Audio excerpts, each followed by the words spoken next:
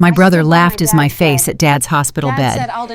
You really think he's leaving anything to the dropout who couldn't even finish college? I stood there in my worn-out jeans and secondhand jacket while he adjusted his Rolex. What he didn't know was that I had already spent 3 months scrubbing toilets at his own company. And what I discovered in that time made me realize our father wasn't dying. He was testing us. And my brother had already failed. Let me take you back to where this whole nightmare began. I'm Daniel, and 3 years ago I was what most people would call a failure. At 32 years old, I had nothing to show for my life except a string of dead-end jobs and a tiny apartment that I could barely afford. My older brother Marcus, on the other hand, was the golden child. CEO of a tech company that Dad had funded, married to a beautiful woman named Victoria, living in a mansion that overlooked the Pacific Ocean. He was everything I wasn't, and he never let me forget it. Our mother passed away when I was 12 and Marcus was 17. Dad raised us alone after that, working double shifts at his construction company to put food on the table. What none of us knew back then was that Dad had been quietly buying properties on the side. Old buildings, vacant lots, houses in neighborhoods that everyone said would never amount to anything. He paid cash, kept quiet, and waited. By the time I was in my 20s, those neighborhoods had transformed. The vacant lots became shopping centers. The old buildings became luxury condos. The houses in forgotten corners of the city were now worth millions. Dad never told us any of this. He kept driving his old pickup truck, wearing his flannel shirts, and living in the same modest house where he'd raised us. Marcus found out about the money when he needed capital to start his company. Dad gave him $2 million without blinking. I was 25 at the time, struggling to pay rent, and I asked Dad for a small loan to start a landscaping business. He said no. He said I wasn't ready. I was hurt, confused, and angry. That was the beginning of the rift between us. For 7 years, I barely spoke to my father. I worked odd jobs, moved from apartment to apartment, and watched from a distance as Marcus built his empire with Dad's money. Every holiday, every birthday, every family gathering became a showcase of Marcus's success and my failure. Victoria, his wife, took particular pleasure in pointing out the differences between us. "Daniel, are you still working at that warehouse?" she'd ask with fake concern. "You know Marcus could probably find you something in the mailroom. Wouldn't that be nice?" Marcus would smirk. Dad would stay silent, and I would leave early with whatever was left of my dignity. Then 3 years ago, I got a phone call that changed everything. It was a Tuesday afternoon in November. I was between jobs again, sitting in my apartment and wondering if I should just give up entirely. My phone rang and I saw Dad's number on the screen. We hadn't spoken in almost 8 months. "Daniel?" His voice sounded different, tired, old. "I need you to come home." I almost said no. Almost told him that I had plans, that I was busy, that I didn't have time for another dinner where everyone looked at me like I was a disappointment. But something in his voice stopped me. "When?" I asked. "Now, today. I'll explain when you get here." I drove 4 hours to reach his house. When I pulled into the driveway, I noticed Marcus's Mercedes already parked there. Victoria's white Range Rover sat beside it. They'd beaten me to whatever this was. I found them in the living room. Dad was sitting in his old recliner, looking thinner than I remembered. Marcus stood by the fireplace with his arms crossed, and Victoria sat on the couch, scrolling through her phone like she had somewhere better to be. "Good. You're here," Dad said. "Sit down, Daniel." I took a seat across from him, ignoring the look Victoria gave me. She always looked at me like I was something stuck to the bottom of her designer shoes. "I'm sick," Dad said, getting straight to the point. "The doctors say I have maybe a year left, probably less." The room went silent. I felt my chest tighten. Despite everything, despite the distance and the resentment, he was still my father. Marcus spoke first. "What kind of sick? What did the doctors say exactly?" "Pancreatic cancer, stage 4. They found it too late." Victoria let out a practiced gasp and put her hand over her mouth. Marcus's face had gone pale. I just sat there trying to process what I was hearing. "I've made arrangements," Dad continued. "I've updated my will. Everything I own will be divided between the two of you." Marcus straightened up at that. I could practically see the dollar signs in his eyes. Victoria had stopped pretending to look at her phone. "However," Dad said, and something in his tone made me pay closer attention. There's a condition. A condition? Marcus asked, frowning. What kind of condition? Before either of you can inherit anything, you each have to complete 1 year working as a cleaner, a janitor, minimum wage, at a company I've selected. The silence that followed was deafening. Victoria was the first to break it with a sharp laugh. You can't be serious. I'm completely serious. Dad, that's insane, Marcus said, stepping forward. I'm a CEO. I have responsibilities. I can't just abandon my company to mop floors for a year. Then you don't get your inheritance. This is ridiculous. I've already proven myself. I built a successful company. I don't need to prove anything by doing manual labor. Dad looked at Marcus with an expression I'd never seen before. It was sad, almost disappointed. You built a company with my money. I want to see what you can build with your own hands. And what about Daniel? Victoria interjected, gesturing at me. He's never built anything. He's already practically a janitor. This isn't fair. The same rules apply to both of them, Dad said calmly. 1 year, starting January 1st. Marcus was pacing now, running his hands through his hair. There has to be another way. We can talk about this. Maybe there's a different test, something that makes more sense for our situations. There's no negotiation.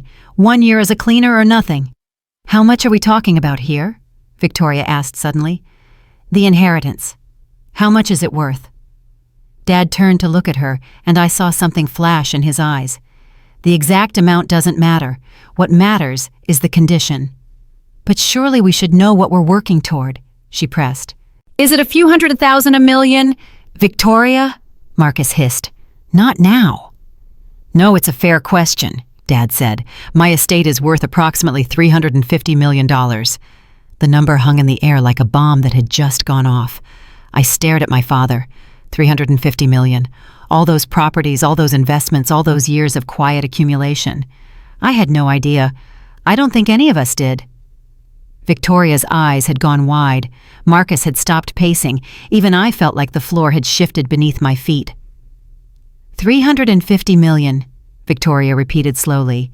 And you want us to spend a year cleaning toilets to earn it.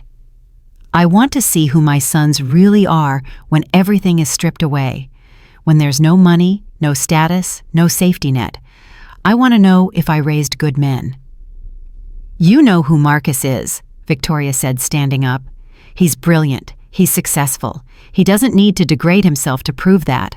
Maybe not, Dad said. But I'd like to see it for myself. Marcus came and knelt by Dad's chair, putting on his most sincere expression. Dad, listen to me. I love you. I don't want to spend your last year arguing about money. Can't we just enjoy the time we have left as a family? Dad reached out and patted Marcus's hand. That's exactly what I want. But I also want to die knowing that I'm leaving my life's work to someone who deserves it. And you think I don't deserve it. I think I don't know. And I want to find out. That was how the conversation ended. Marcus and Victoria left in a fury, barely saying goodbye. I stayed behind for a few more minutes, standing awkwardly in the doorway, while Dad settled back into his chair. You're quiet, he said. That's unusual for you. I'm processing. The money surprises you. Everything surprises me. The cancer, the condition, all of it. Dad nodded slowly. I know I haven't been fair to you, Daniel. I know you've struggled, but I had my reasons. What reasons? He looked at me for a long moment. You'll understand eventually, when you're ready. I didn't know what that meant, but I'd learned long ago that pushing Dad for answers never worked. He revealed things in his own time or not at all. I'll do it, I said. The year, I'll do it. He raised an eyebrow. You don't need to think about it. What's there to think about? I've been working jobs like that my whole life. 1 more year won't kill me. Something shifted in his expression, something that might have been pride or relief or both. January 1st, he said. Report to Morrison Cleaning Services. They'll be expecting you. I nodded and turned to leave. At the door, I paused.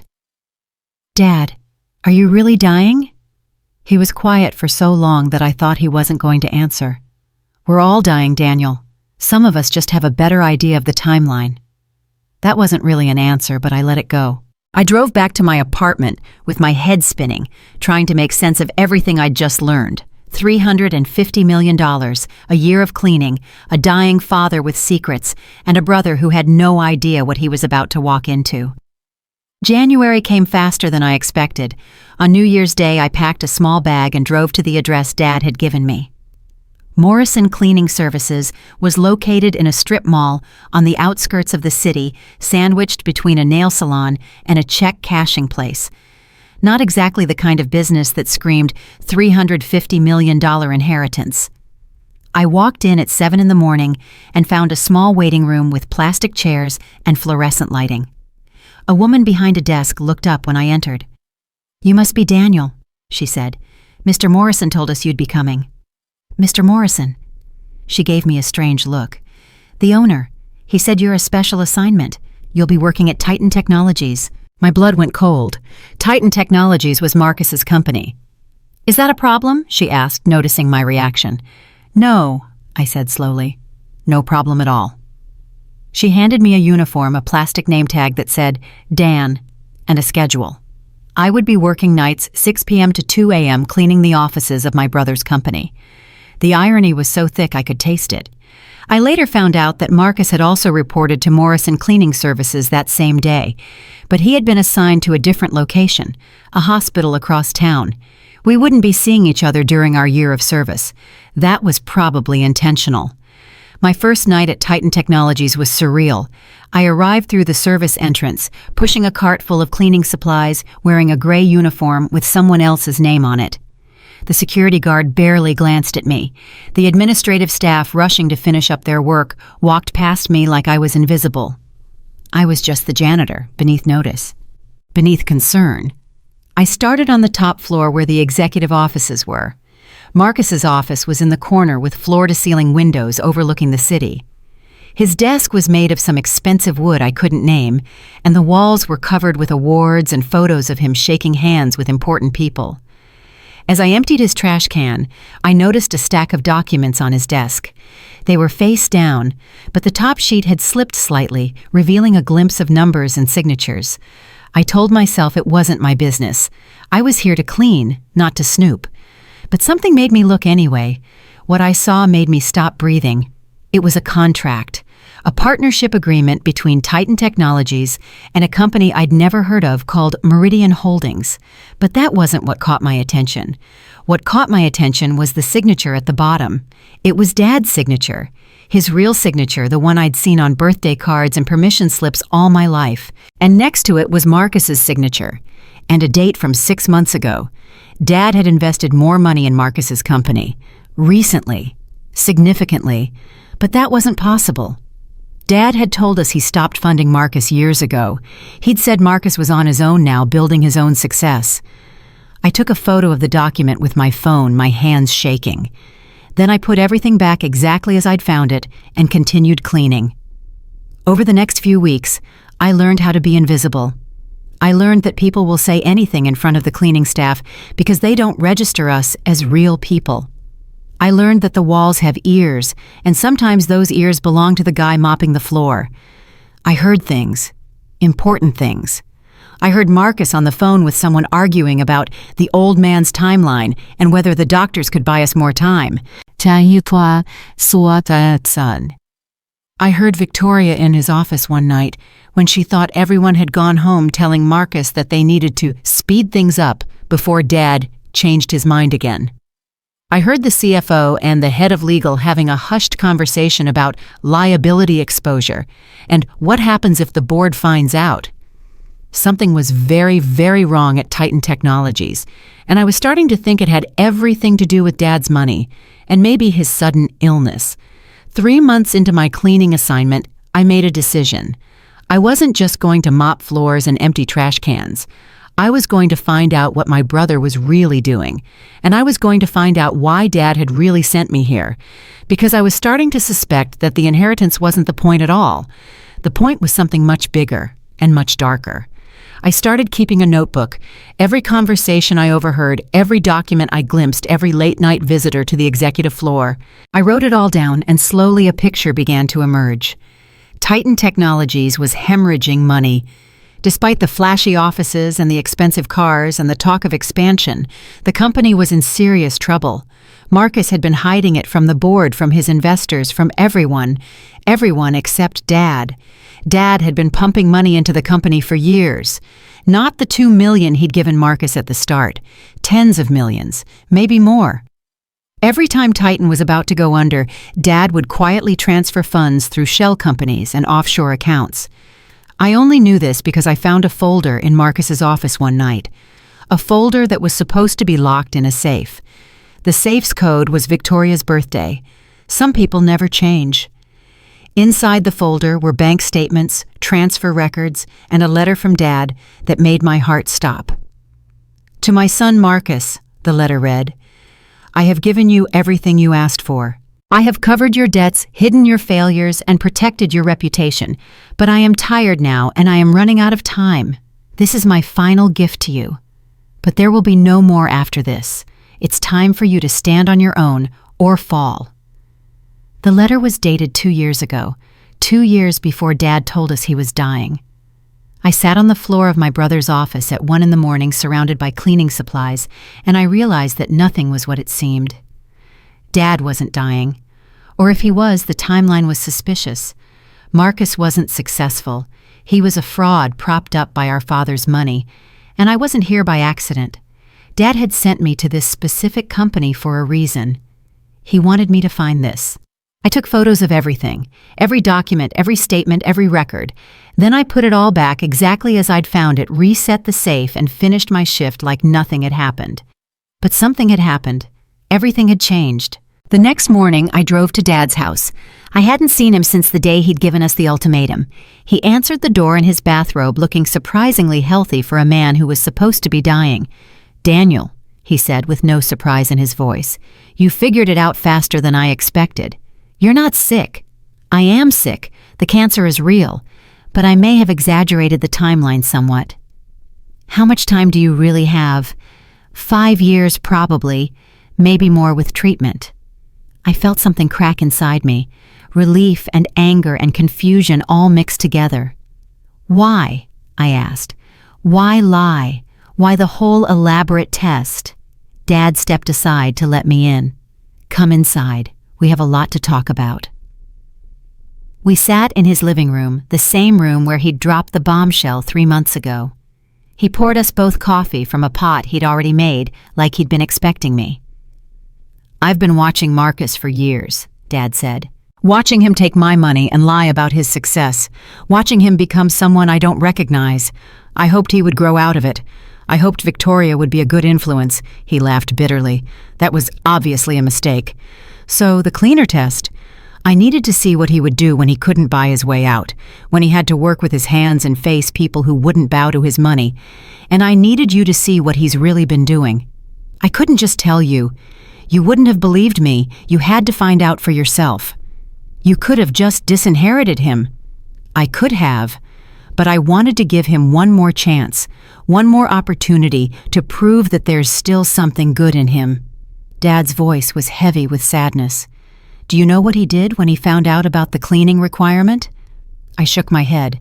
He hired someone to do it for him. Paid a man to show up at the hospital under Marcus's name, wearing Marcus's uniform, doing Marcus's shifts. Marcus has been sitting in his office the whole time pretending to be on a sabbatical, while some stranger mops floors in his place. The news hit me like a punch to the gut. Of course Marcus would cheat. He'd been cheating his whole life. "How do you know?" "I've had people watching both of you, not to spy, but to verify. You've shown up every night, Daniel. You've done your job. You've never complained, never cut corners, never tried to fake your way through." "That's because I actually care about doing things right, even if it's just mopping floors." Dad smiled, then a real smile that I hadn't seen in years. "I know. That's why I trusted you with this. You were always the one with integrity, even when everyone else thought you were failing. So what happens now?" "Now we wait. Marcus's year isn't up yet. and I want to see how far he's willing to go. Over the next 9 months, I continued my shifts at Titan Technologies. But now I had a purpose. I wasn't just cleaning, I was gathering evidence, documenting everything, building a case. I learned that Marcus had been cooking the books for years, inflating revenue, hiding losses, deceiving investors, securities fraud, basically, the kind of thing that sends people to federal prison. I learned that Victoria had been the mastermind behind most of it. She had a degree in finance that she'd kept hidden from everyone. She was the one crunching numbers, moving money, keeping Marcus's house of cards from collapsing. I learned that they were planning something for when Dad finally did die. A scheme to contest the will to claim Dad wasn't mentally competent when he made it. They had a doctor ready to testify, a crooked lawyer who owed Marcus favors. They were going to challenge everything and take it all, but they didn't know that I knew. They didn't know that every document, every conversation, every late-night meeting had been recorded and filed away. They didn't know that the janitor emptying their trash cans was the one person who could bring their entire empire crashing down. My year ended on December 31st. I showed up at Morrison Cleaning Services, turned in my uniform, and collected my final paycheck. $462 minus taxes. Not exactly life-changing money, but what came next would change everything. Dad called a family meeting for New Year's Day, the same day, 1 year later, at the same house in the same living room. Marcus and Victoria arrived first, both of them dressed expensively, both of them barely containing their excitement. They thought this was the day they'd collect their inheritance. I arrived in jeans and a flannel shirt, looking like what I was. A guy who'd spent the last year cleaning offices for minimum wage. "Well, well," Victoria said when she saw me. "The prodigal janitor returns. Did you enjoy your year scrubbing toilets, Daniel?" "It was educational," Marcus snorted. "I bet it was. Dad, let's get this over with. We both completed your little test. Now let's talk about the inheritance." Dad sat in his chair looking at both of us with an expression I couldn't quite read. "Before we discuss the inheritance," he said, "I'd like to hear about your experiences. Marcus, tell me about your year at the hospital." Marcus launched into a prepared speech about humility and hard work and learning to appreciate the little things. He talked about patients who inspired him, about staff members who became friends, about how the experience had changed his perspective on life. It was all lies, every word of it. "That's beautiful," Dad said when Marcus finished. "Very moving. Daniel, what about you?" I looked at my brother. I looked at Victoria, who was already mentally spending her share of $350 million. And then I looked at my father, who gave me the slightest nod. "I learned a lot at Titan Technologies," I said.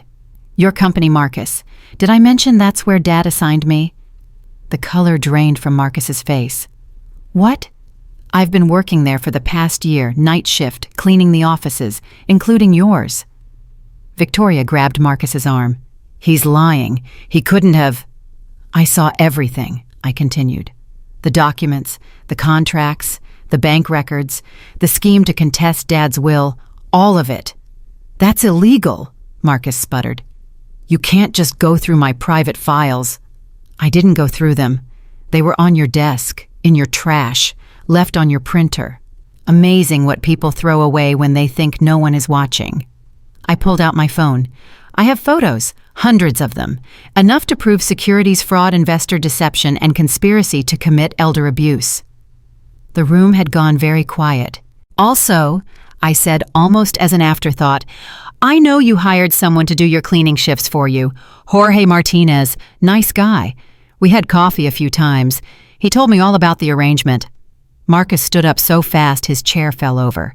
"This is entrapment. Dad, this is entrapment. You set me up." "I gave you an opportunity," Dad said calmly. "You're the one who chose to lie, cheat, and scheme your way through it. Just like you've lied, cheated, and schemed your way through everything else." "I am your son." "Yes, and I'm ashamed of that." Victoria stepped forward, her mask of pleasantness finally dropping. "You can't cut Marcus out. The business has your name on half the accounts. If you try to disinherit him, we'll fight you in court." "With what money?" Dad asked. "The company's assets are frozen as of this morning. My lawyers filed the paperwork yesterday. An audit will begin next week. I suspect it will reveal quite a bit that your investors would find interesting." "You can't do this," Victoria hissed. "We'll destroy you. We'll tell everyone you're senile. We have doctors who will testify."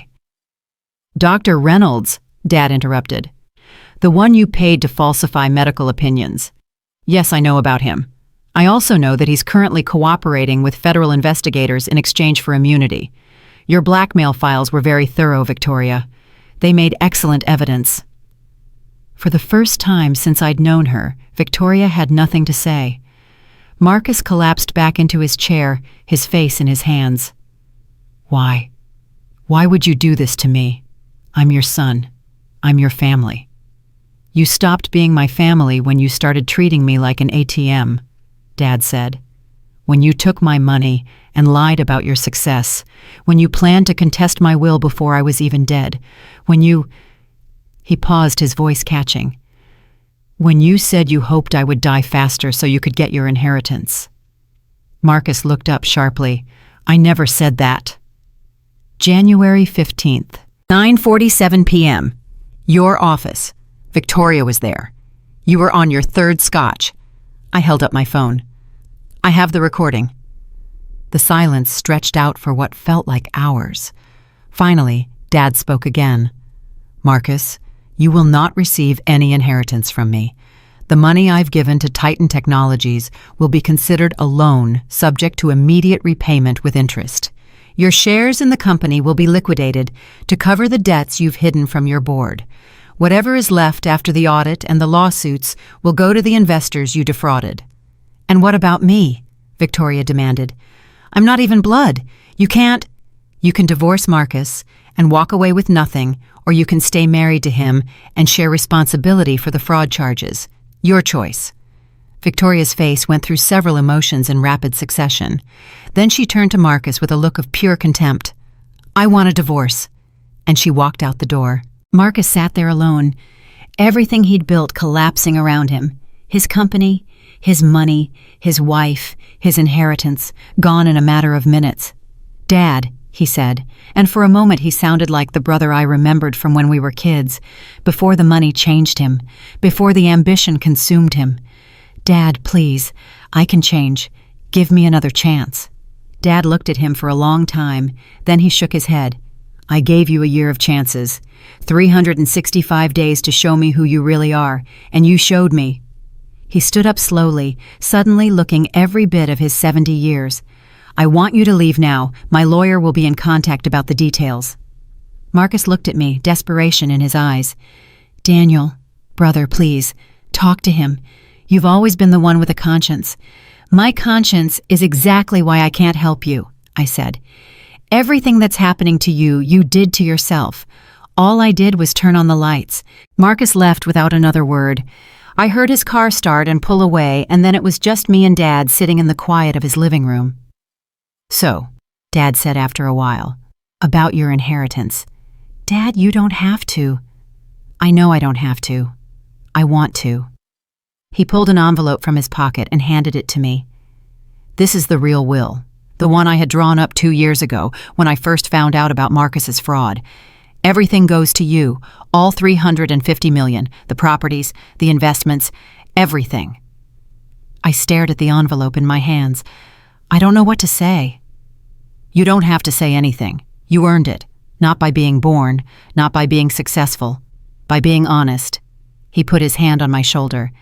"I'm proud of you, Daniel. I've always been proud of you. Even when you didn't believe in yourself, I believed in you." "Then why—" I had to stop and compose myself. "Why did you make me struggle all those years? Why didn't you help me when I asked?" "Because you needed to find your own strength. Marcus was given everything, and it destroyed him. You were given nothing, and you built character. I know it was hard. I know it hurt. But look at who you've become." I thought about the past year, the early mornings and late nights, the aching muscles and the thankless work, the way people looked through me like I wasn't there, and the quiet satisfaction of knowing that I'd done my job well, even when no one was watching. "The year of cleaning," I said. "Was that part of the lesson?" "Yes, but not in the way you think." Dad smiled. I wanted you to see how invisible the working people are, the cleaners and the janitors and the maintenance workers, the ones who keep everything running while everyone else takes them for granted. Because now that you have money, real money, you need to remember what it felt like to be on the other side. I won't forget. I know you won't. That's why I'm trusting you with everything." We sat together for a long time after that, talking about things we should have talked about years ago. About Mom, about the past, about the future, about what it means to be a family. When I finally left his house, the sun was setting and the sky was painted in shades of gold and orange. I sat in my car for a few minutes, holding the envelope that contained my future. $350 million. An empire built in secret by a man who never forgot where he came from.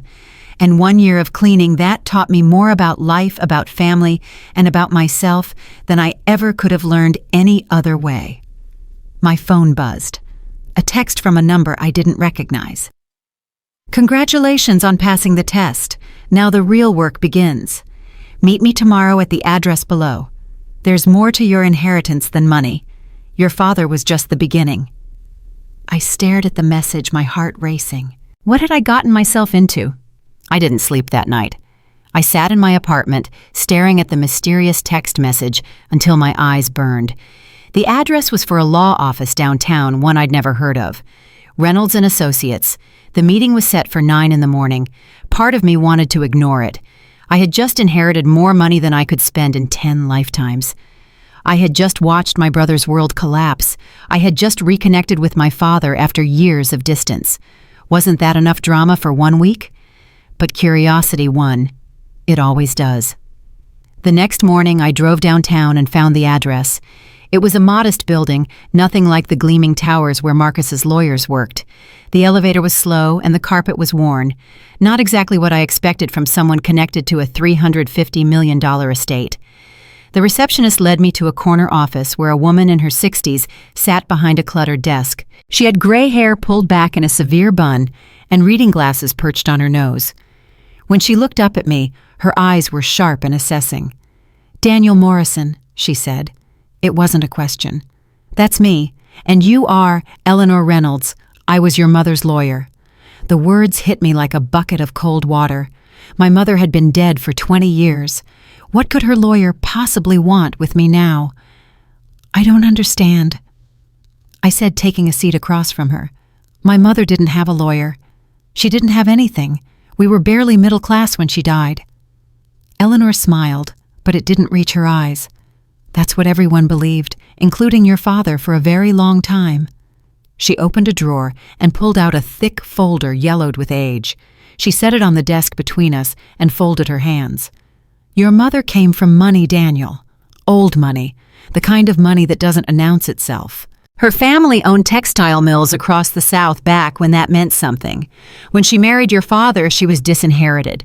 Her parents didn't approve of a construction worker from the wrong side of town." I shook my head. "That's impossible. Mom never said anything about being wealthy. She clipped coupons. She made our clothes by hand." "Because she wanted to. Because she loved your father and she loved the life they built together. The money didn't matter to her." Eleanor paused. "But she never forgot where she came from, and she never stopped fighting to reclaim what was rightfully hers." "What are you saying?" Eleanor pushed the folder toward me. 6 months before she died, your mother won a lawsuit against her family's estate. Her parents had passed by then, and her siblings tried to keep her cut of the inheritance. She fought them in court and won $42 million. $42 million, 20 years ago. I did the math in my head and felt dizzy. "She never told anyone," Eleanor continued, "not even your father. She put the money in a trust with instructions that it would be released to her children when certain conditions were met." "What conditions?" "That's where it gets complicated." Eleanor leaned back in her chair. "Your mother was a remarkable woman, Daniel. She had a gift for reading people, and she was worried about what money might do to her sons. She'd seen it destroy her own family, so she created a test." "A test?" I repeated. "Like my father's test." "Exactly like your father's test. In fact, your father's test was inspired by hers. He found out about the trust 10 years ago after your mother's siblings finally gave up their appeals.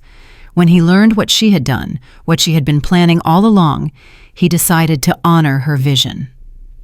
My head was spinning. All these years, I thought my father had been arbitrary, even cruel in how he treated Marcus and me differently. But there was a plan behind it.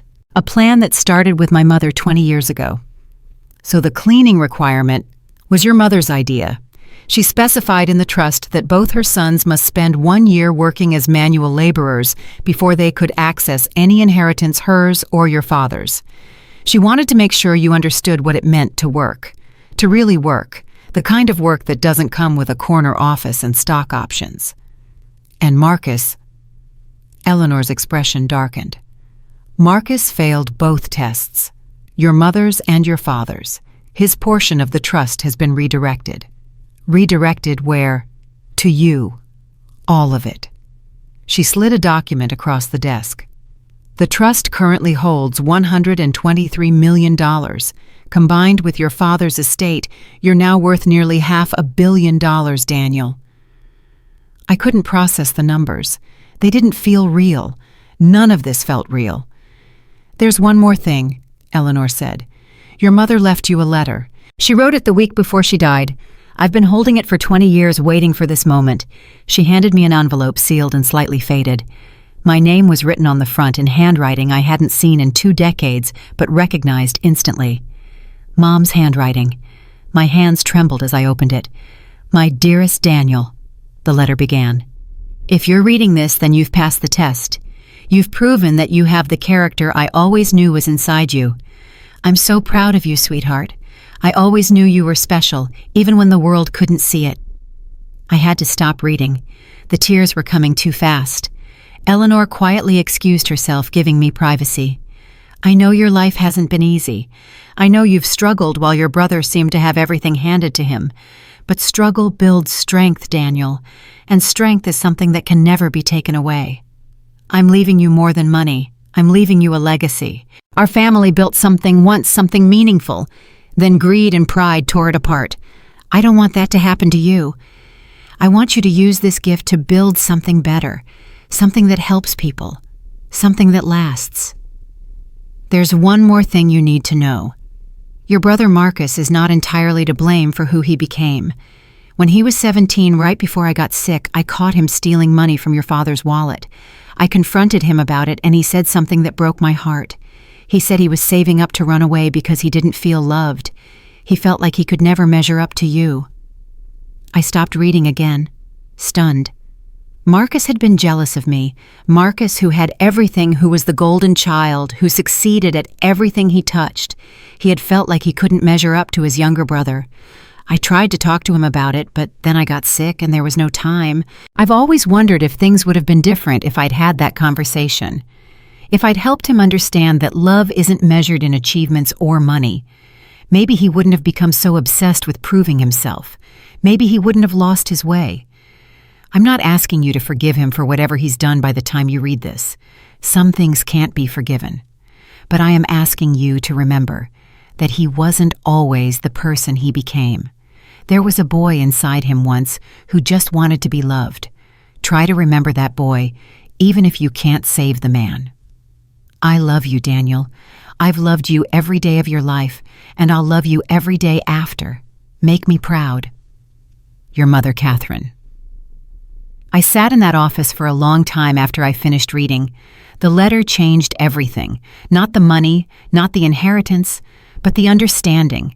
The knowledge that my mother had seen me, had believed in me, had planned for my future, even as she was dying. And the revelation about Marcus, that he had felt unloved, that his ambition and greed had grown from a seed of insecurity. It didn't excuse what he'd done, but it explained it. Eleanor came back eventually with a cup of coffee. She sat down across from me and waited. What am I supposed to do with all this? I finally asked. The money, the legacy, the expectations. That's entirely up to you, Eleanor said. Your mother didn't specify how you should use the inheritance. She trusted you to figure that out on your own. And if I mess it up, then you mess it up. You're human, Daniel. You'll make mistakes. The question is whether you learn from them. She paused. Your mother made mistakes too. She regretted not being more open with your father about her past. She regretted not having that conversation with Marcus when she had the chance. But she didn't let those regrets define her. She focused on what she could do, not what she couldn't undo. I left the lawyer's office with the letter in my pocket and a weight on my shoulders that money couldn't measure. $500 million. A mother's dying wish. A brother's betrayal rooted in childhood pain. I drove without thinking and somehow ended up at my father's house. He answered the door like he'd been expecting me. "You met with Eleanor," he said. "You knew." "I've known for 10 years. I wanted to tell you, but it wasn't my secret to share. Your mother wanted you to find out this way." He stepped aside. "Come in, we need to talk." We sat in his living room again, but it felt different now. The secrets between us had dissolved, replaced by a strange new honesty. "Why didn't you tell me about Marcus?" I asked. "About how he felt when he was a kid." Dad sighed heavily. "Because I didn't know. Not until your mother's letter. She left me one too, explaining everything. When I read what she wrote about Marcus, about him feeling unloved." He trailed off, his voice thick with emotion. "I failed him, Daniel. I thought I was being fair by treating you both the same, but I wasn't seeing what was right in front of me. Marcus needed something different, and I didn't give it to him. So you gave him money instead. I thought it would help. I thought if I supported his dreams, if I funded his company, he would feel valued. But all I did was enable his worst impulses." Dad looked at me with pain in his eyes. "I'm not innocent in this, Daniel. Whatever Marcus became, I helped create him. Mom's letter said she wanted me to remember who Marcus was before, the boy who just wanted to be loved. I thought about it, tried to reach back through 20 years of resentment and rivalry to find the brother I'd had before money changed everything. I remember he used to read to me at night," I said slowly, "after Mom got sick. You were working double shifts and Marcus would come into my room and read comic books until I fell asleep. He did voices for all the characters." Dad smiled sadly. "He was a good kid, before everything." We sat in silence for a while. Then Dad said something that surprised me. "He called me last night, Marcus. He was drunk and crying. He said Victoria had already filed for divorce and frozen their joint accounts. He said the board was meeting this morning to remove him as CEO. He said he had nothing left." "What did you say?" "I told him that he still had a family, that the door was open if he wanted to come home and start over." Dad's voice was steady, but I could see the conflict in his eyes. "I know what he did. I know he doesn't deserve another chance, but he's still my son, and your mother would want me to try." "Did he take you up on it?" "Not yet. He hung up on me after I said he'd have to earn trust back, not expect it. I don't think that's what he wanted to hear." I thought about what it would mean to have Marcus back in my life. Not the CEO Marcus with his Rolex and his arrogance, but maybe a different Marcus, a humbled Marcus, a Marcus who finally understood that he'd been chasing the wrong things. "If he comes back," I said carefully, "I'm not promising anything, but I won't shut the door either." Dad reached over and squeezed my hand. "That's more than he deserves, more than I had any right to hope for." The next few weeks were chaos. Lawyers, accountants, financial advisors, everyone wanted a piece of the new heir to the Morrison fortune. I learned more about tax shelters and investment portfolios than I ever wanted to know, but I also started making plans, real plans, for what I wanted to do with my mother's legacy. I bought Morrison Cleaning Services, not because I wanted to own a cleaning company, but because I wanted to transform it. I raised wages across the board. I created a scholarship fund for employees' children. I started a program where workers could earn equity in the company over time. The people who had been invisible to Marcus, to Victoria, to everyone in that gleaming office tower, they deserved to share in the success they helped create. I also created a foundation in my mother's name, the Catherine Morrison Foundation, dedicated to helping families in crisis, domestic violence shelters, child care subsidies, job training programs, all the things my mother would have cared about, all the things that money could actually fix. 3 months after the reading of the will, I got another unexpected call. It was Marcus.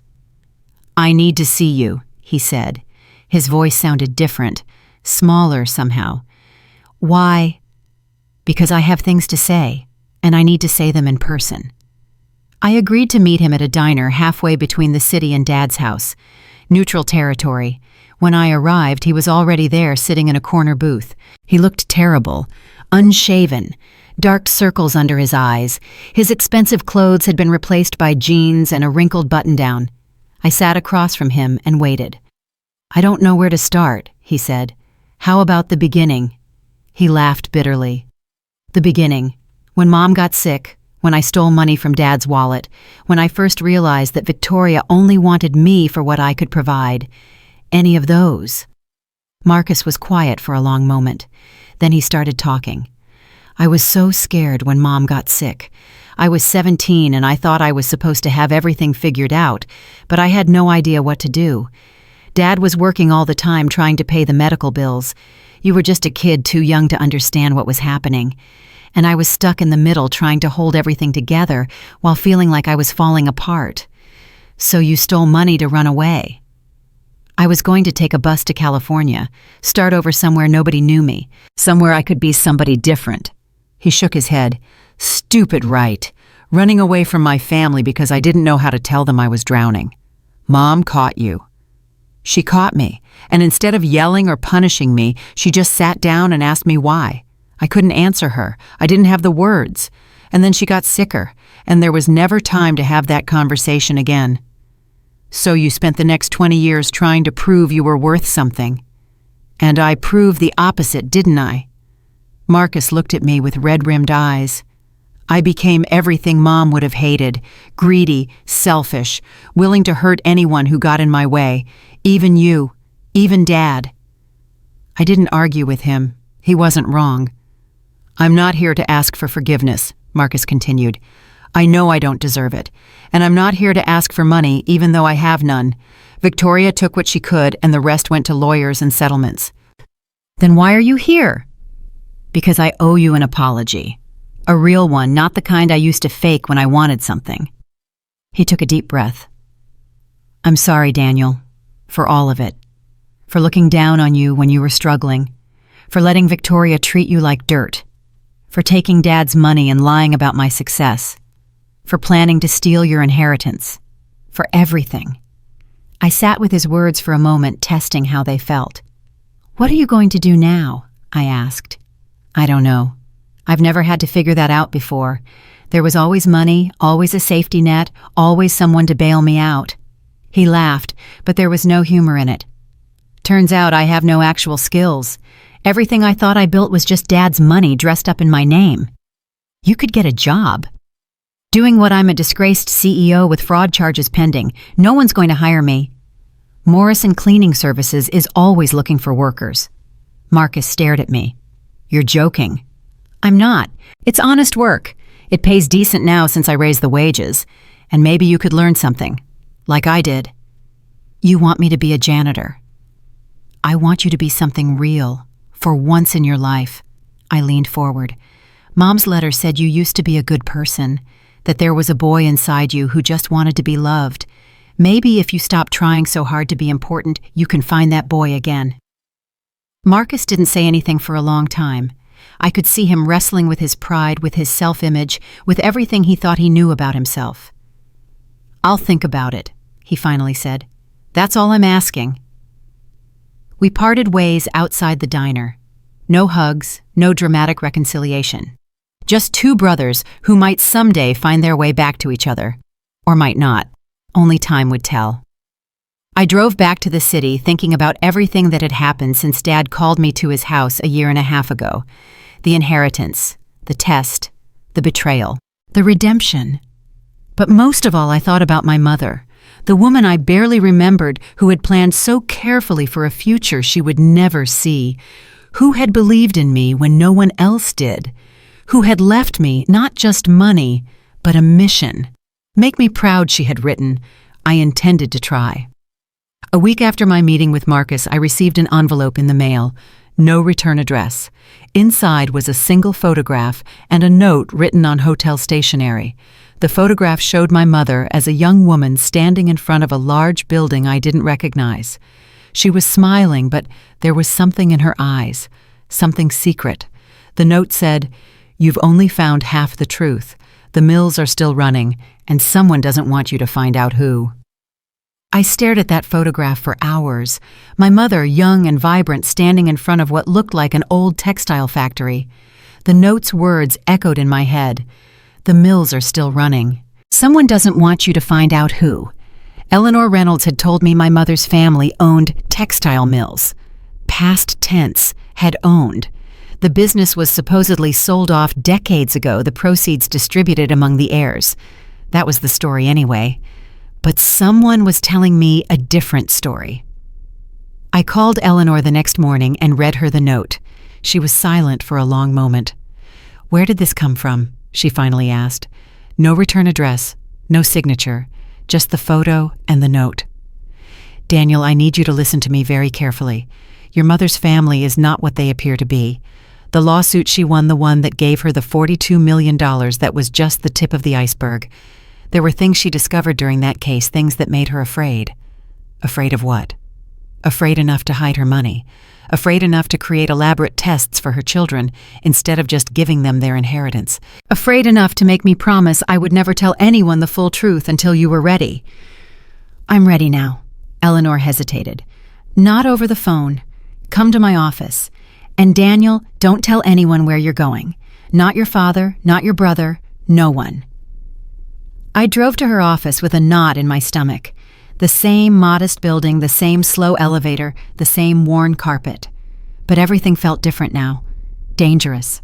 Eleanor was waiting for me with a box on her desk. Old files, photographs, newspaper clippings. A lifetime of secrets packed into cardboard. "Your mother didn't just win a lawsuit," Eleanor said as I sat down. "She uncovered a conspiracy, one that's been running for over 50 years. She pulled out a photograph and handed it to me.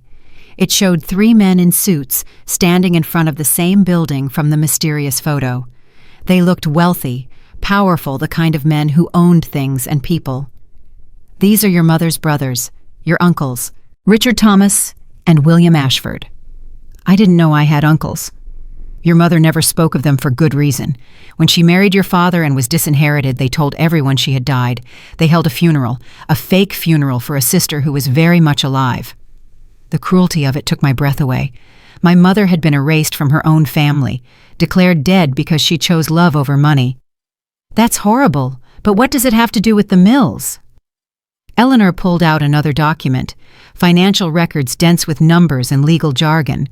The Ashford family claimed to sell their textile mills in 1985.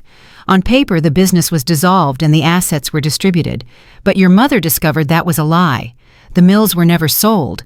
They were transferred to a shell company, which was owned by another shell company, which was ultimately controlled by a trust in the Cayman Islands. They hid the business. They hid everything. The mills kept operating, kept generating profit, but none of it was reported. No taxes paid, no records filed. Your mother estimated they were hiding over $200 million in unreported income. I did the math in my head. Over 50 years of hidden profits. The number would be astronomical by now. Why didn't she expose them? Eleanor's face darkened. She tried. That's why she died. The words hit me like a physical blow. What are you saying? Your mother's cancer was real, but the treatment that could have saved her was deliberately sabotaged. The Ashford family has connections everywhere. Doctors, hospitals, pharmaceutical companies. When she started digging into their finances, they decided to eliminate the problem. They killed her. I can't prove it. Neither could she. But she knew. In the end, she knew. Eleanor's voice was thick with old grief. She made me promise to protect you and Marcus until you were old enough to handle the truth. And she made me promise that someday you would finish what she started. I sat there trying to process everything. My mother hadn't just died. She'd been murdered. By her own brothers, because she threatened to expose their crimes. Are they still alive? My uncles. Richard died 10 years ago. Heart attack. Thomas is in a nursing home with dementia. But William, Eleanor paused. William is very much alive, and very much aware that you've inherited your mother's estate. He sent the note. I don't think so. William wouldn't warn you. He would just act. She handed me another photograph. This one showed a woman in her 40s, elegant and cold-eyed. This is William's daughter, your cousin, Margaret Ashford. She runs the family now, and she's been watching you since the moment your father announced the inheritance. Watching me how? She has people everywhere, lawyers, accountants, business associates, anyone who might have access to information about your finances. Eleanor leaned forward. The note you received wasn't from the Ashfords, it was from someone inside their organization, someone who wants you to know the truth. Why would anyone help me? Because the Ashfords have made enemies over the years, a lot of enemies, and some of them have been waiting a very long time for someone to take them down.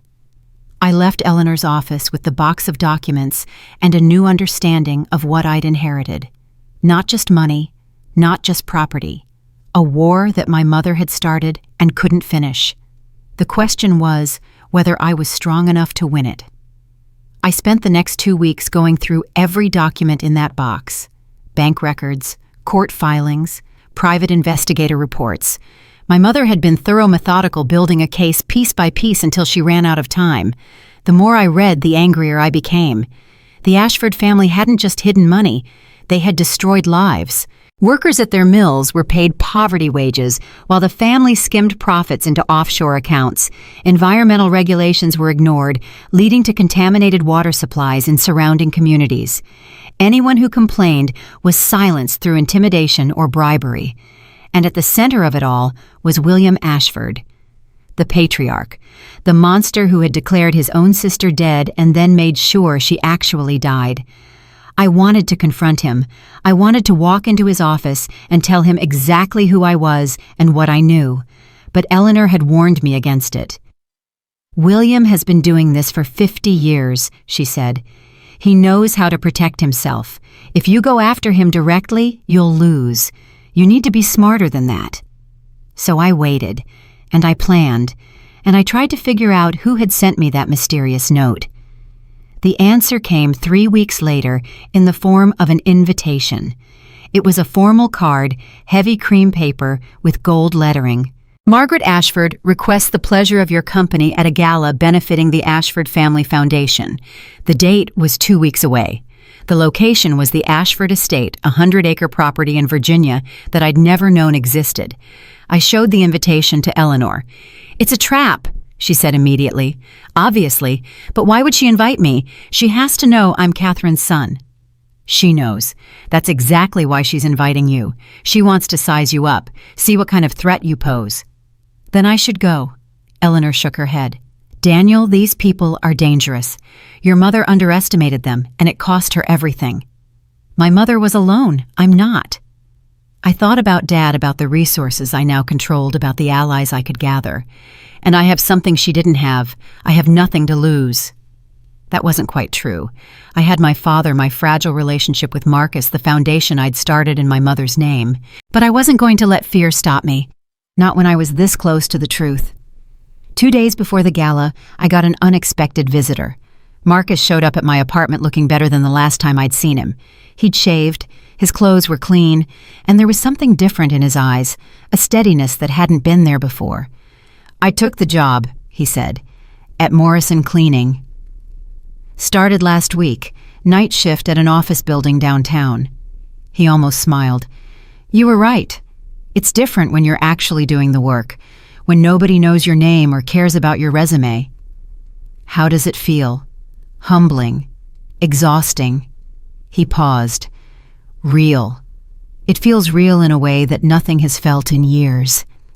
I invited him in and we sat in my small living room, the same apartment I'd had when I was broke before the inheritance changed everything. I hadn't moved out yet. Part of me was afraid that if I started living like a rich person, I'd become a different person, the kind of person I didn't want to be. "I heard you're going to the Ashford Gala," Marcus said. I looked at him sharply. "How did you hear that?" "Victoria called me. Apparently she's been doing some networking since the divorce, trying to land on her feet." His expression hardened. "She's connected to the Ashfords somehow. I don't know the details, but she mentioned they've been asking about you." "What did you tell her?" "Nothing. We're not exactly on speaking terms, but I thought you should know." He leaned forward. "Daniel, who are these people? And why are they interested in my brother?" I hesitated. Eleanor had told me not to tell anyone. But Marcus was family. Complicated, damaged, but still family. And if I was going to take on the Ashfords, I might need all the help I could get.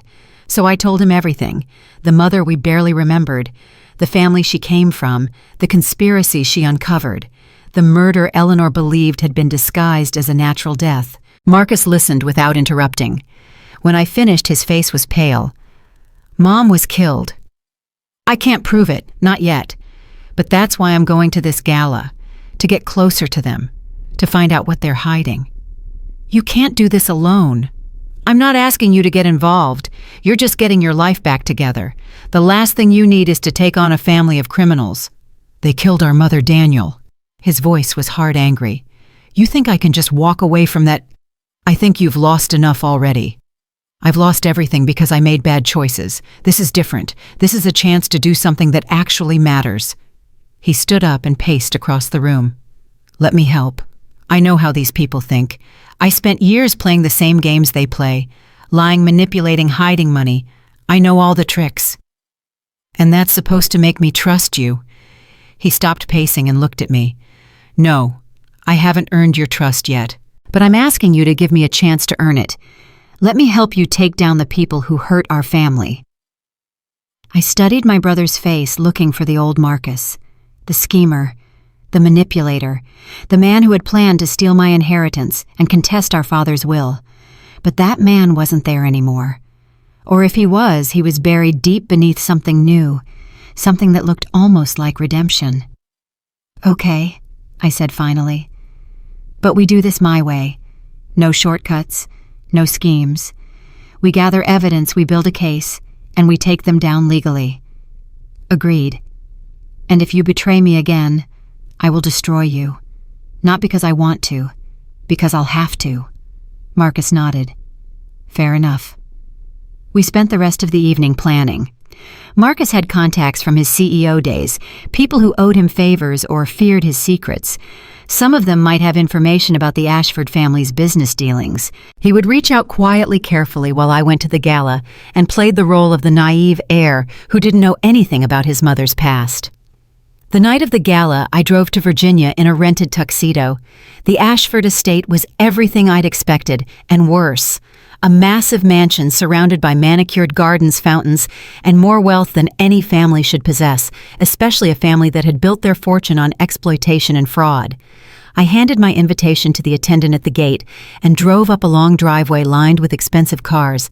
When I got out, I felt eyes on me immediately, watching, assessing. The inside of the mansion was even more impressive. Crystal chandeliers, marble floors, artwork that probably cost more than most people's houses. The guests were the kind of people I'd seen on magazine covers and cable news. Politicians, business moguls, old money families who had been running this country since before I was born.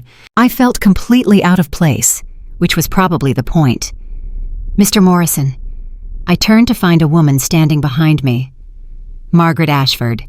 She looked exactly like her photograph, elegant and cold, with eyes that revealed nothing.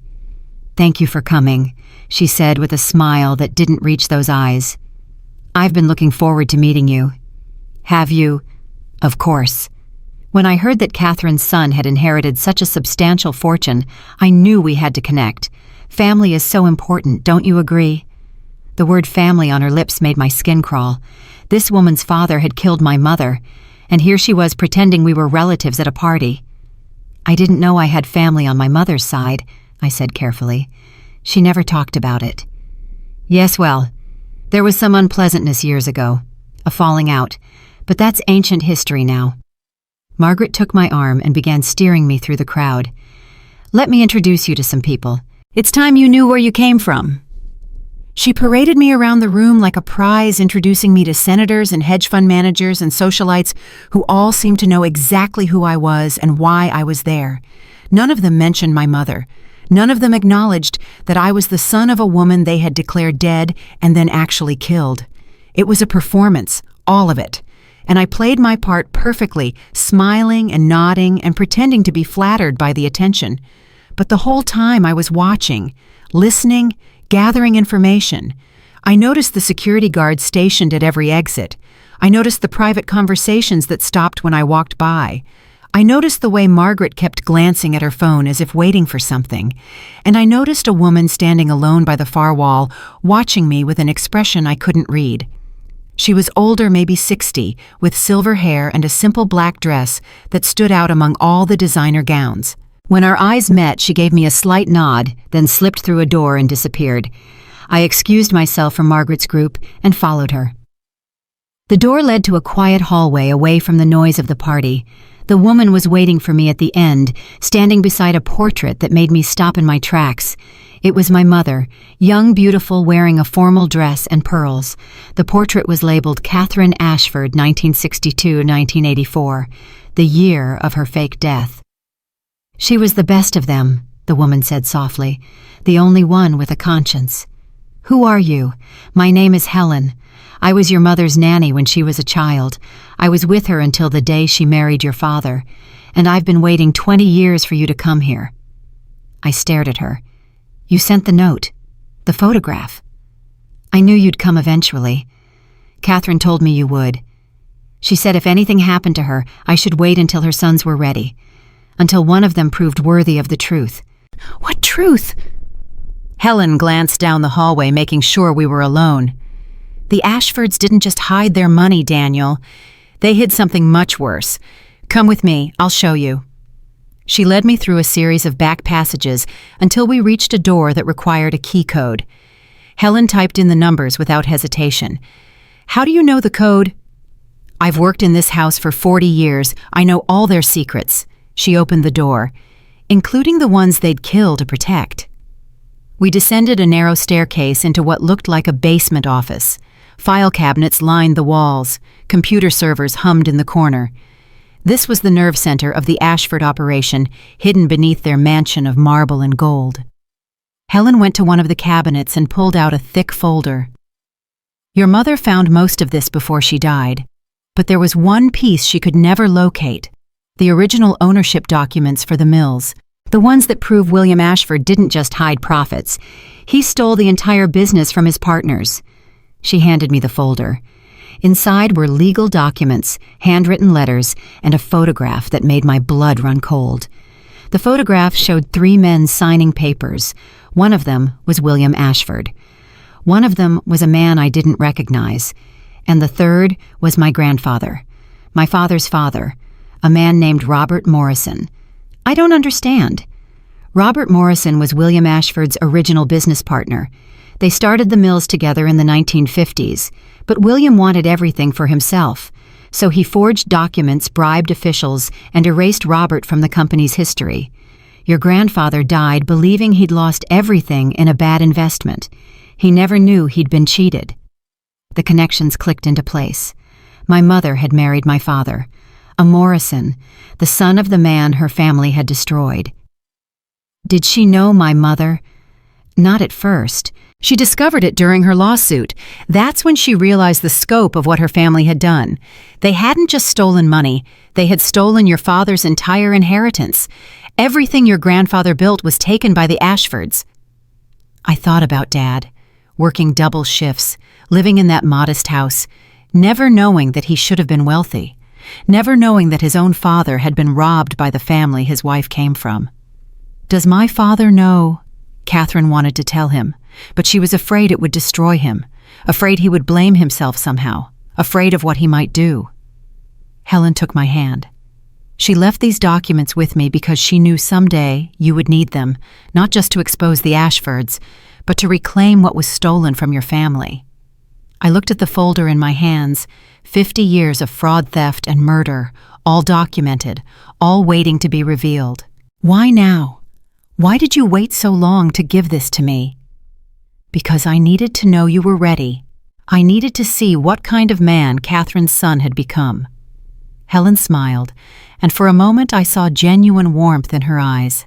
You passed the cleaner test, Daniel. You proved you have integrity.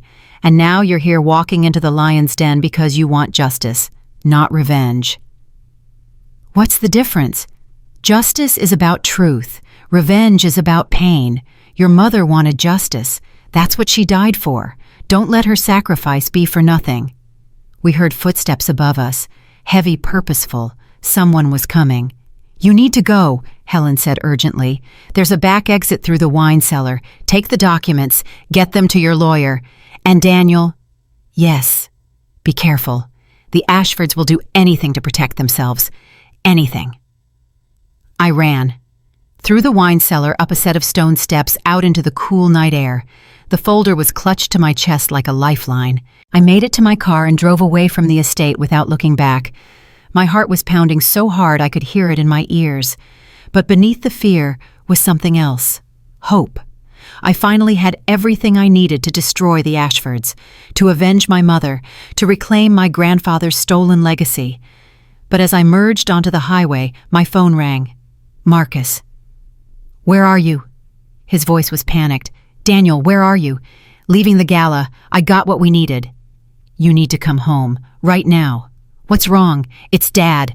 Marcus's voice broke. He's in the hospital. Someone attacked him. I drove faster than I've ever driven in my life. The folder with the Ashford documents sat on the passenger seat, but I barely thought about it.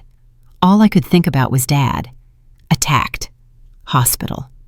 The words kept repeating in my head like a nightmare I couldn't wake up from.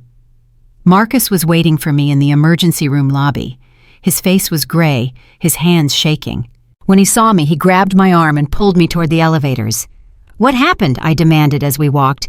Someone broke into his house. The neighbors heard a commotion and called the police. They found him unconscious in the living room. Marcus punched the elevator button repeatedly, as if that would make it come faster. He has a head injury. They're running tests now. Did they catch who did it? No, the intruder was gone before the police arrived. The elevator doors opened and we rushed to the ICU. A doctor met us outside Dad's room, a young woman with tired eyes and a clipboard. Are you family? His sons, I said. Is he going to be okay? He sustained a significant blow to the head. There's some swelling in the brain which we're monitoring closely. He's stable for now, but the next 24 hours will be critical. Can we see him? She nodded and stepped aside. Dad looked small in that hospital bed, smaller than I'd ever seen him. His head was bandaged, his eyes closed, machines beeping steadily around him. The man who had built an empire in secret, who had orchestrated elaborate tests for his sons, who had survived decades of hard work and loss, now looked fragile and broken. I sat beside him and took his hand. It was cold.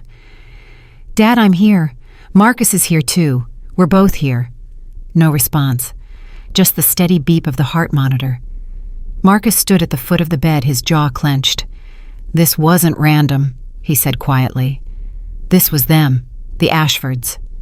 We don't know that. Yes, we do. You went to their party tonight.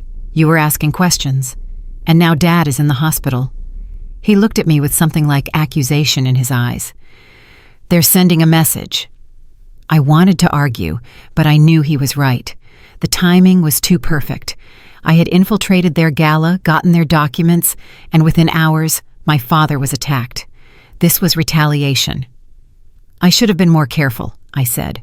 Being careful wouldn't have mattered. These people don't play by the rules. Marcus came around to stand beside me. What did you find at the party?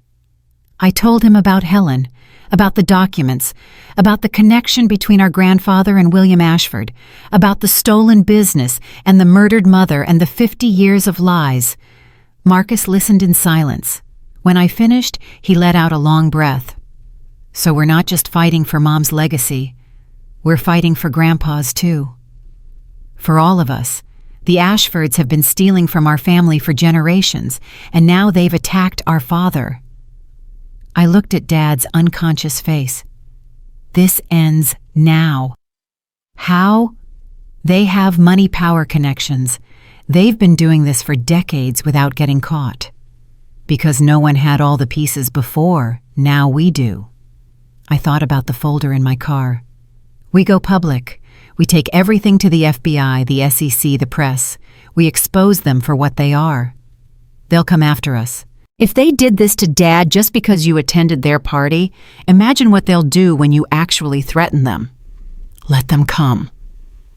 I felt something hard and cold settle in my chest. I'm done hiding. I'm done being careful. They want a war. They've got one. We stayed at the hospital all night. Dad didn't wake up, but his vitals remained stable. The doctor said that was a good sign. I wasn't sure what to believe anymore. In the morning, Eleanor arrived.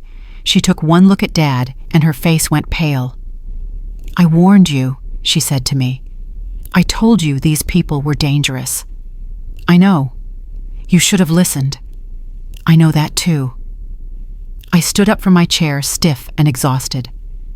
But hiding didn't save my mother, and it won't save us. The only way to stop the Ashfords is to destroy them. Eleanor studied me for a long moment. Then she sighed. "Your mother would be proud of you, terrified but proud." She pulled a business card from her purse. "This is a contact at the FBI, an agent who's been investigating the Ashford family for years but could never get enough evidence. Give him what you found. He'll know what to do with it." I took the card. Agent Thomas Wright, Financial Crimes Division. "There's something else you should know," Eleanor said. "Margaret Ashford called me this morning. She wanted to know if I'd spoken to you recently." "What did you tell her?" "That I hadn't seen you since the initial reading of your mother's trust. She didn't believe me, but she couldn't prove otherwise." Eleanor's voice was steady, but I could see the fear in her eyes. "She knows Daniel. She knows you're coming for them." "Good. Let her be scared for once." I called Agent Wright that afternoon from the hospital parking lot. He answered on the second ring. "Mr. Morrison, I was wondering when you'd reach out. You know who I am. I know everything about the Ashford case, including the fact that Catherine Morrison was investigating them before she died, and that her son just attended their gala and left with something that made them very nervous. How do you know all this? Because I have a source inside their organization, the same source who sent you that photograph. Helen. Helen was working with the FBI. I have documents," I said. "Proof of fraud, theft, forgery, everything they've been hiding for 50 years. I need to see them. Can you meet me today?" "My father is in the hospital. He was attacked last night." There was a pause. "I heard. I'm sorry. The Ashfords don't waste time when they feel threatened." "No, they don't." "Mr. Morrison, I understand if you want to stay with your father, but every hour we wait gives them more time to cover their tracks. If we're going to take them down, we need to move fast." I looked back at the hospital. Dad was in there unconscious, maybe dying, because of choices I had made. But he would want me to finish this. He had spent years preparing me for exactly this moment. The cleaning test, the inheritance, all of it. He wanted me to be strong enough to do what needed to be done. "I'll meet you in an hour," I said. Agent Wright's office was in a nondescript federal building downtown. He was older than I expected, mid-50s, with gray hair and the tired eyes of someone who had seen too much corruption to be surprised by anything. I handed him the folder. He spent 30 minutes going through every document, his expression growing more intense with each page. "This is it," he finally said. "This is everything we needed. The original ownership documents, the forged signatures, the offshore account records." He looked up at me. "Your mother was very thorough. She died for those documents." "I know, and I promise you her death won't be in vain." Agent Wright closed the folder. "We'll need to move quickly. Once we start making arrests, the Ashfords will try to destroy evidence and flee the country. I'm going to request emergency warrants for their homes, offices, and bank accounts." "How long will that take?" "If the judge cooperates, we could have everything in place within 48 hours. "That's a long time. A lot can happen in 48 hours. "I know. That's why you need to lay low until then. No contact with the Ashfords, no interviews, nothing that could tip them off." "And my father, he's still in the hospital. What if they try to finish what they started?" Agent Wright considered this. "I can arrange for federal protection. Agents stationed at his room around the clock. They won't be able to touch him." "Do it." I left the federal building feeling something I hadn't felt in a long time. Hope. Real hope. The kind that comes from knowing that the right thing is finally going to happen. But that hope lasted exactly 4 hours. I was back at the hospital sitting with Dad when my phone rang. Unknown number. "Hello? Mr. Morrison?" The voice was female, elegant, cold. "Margaret Ashford. I believe we need to talk. I have nothing to say to you. That's a shame because I have quite a bit to say to you. Starting with this, I know you met with Agent Wright today. I know you gave him the documents Helen stole from our archives. And I know you think you've won." My blood went cold. They knew about the FBI. They knew about everything. "How?"